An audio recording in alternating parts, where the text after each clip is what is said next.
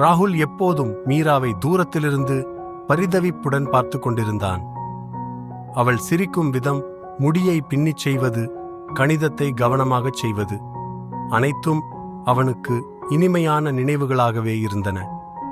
தன்னுடைய உணர்வுகளை வெளிப்படுத்த மனதில் துணிவு இல்லாத காரணத்தால் அவள் அவனுடைய உலகத்தின் ஒரு பகுதியாக மாறிவிட்டாள். மழை நாள்களில் ஒன்றாக ஓடிய நாட்கள், சமூக வாசலில் அமைதியான கணங்கள், இவை அனைத்தும் அவனுடைய இதயத்துக்குள் பொக்கிஷமாக மாறின. ஆனால் விதி கொடூரமானது. மீரா மெதுவாக அழியத் தொடங்கினாள். புற்றுநோயுடன் போராடி வந்தாள். அவரது மருத்துவமனை படுக்கையின் அருகில் அமர்ந்திருந்த ராகுலின் கண்களில் நீர் கூடியது. அவளது மெலிந்த குரல் அந்த நேரத்தை உலுக்கியது. ராகுல், நானும் உன்னை காதலித்தேன், எப்போதுமே. அவனது மனம் உருகியது. அவன் எப்போதும் கேட்க விரும்பிய வார்த்தைகள் இவைதான்.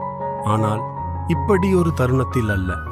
அவளது கரம் மெதுவாக அவனிடம் இருந்து வழுக்கிக் கொண்டு போனது. அவள் இறுதியாக மூச்சை விட ராகுலுக்கு மீதம் இருந்தவை நினைவுகள் மட்டுமே. அவர்களின் சொல்லப்படாத காதலின் ஒலி ஒரு முடிக்கப்படாத பாடலாகவே ஒலிக்க, ஆனால் அந்த நினைவுகளின் ஒளியில் அவள் என்றும் அவனுடன் இருப்பாள். அவளது சிரிப்பில், அவளது பார்வையில், அவளது காதலின் ஆத்மாவிலேயே.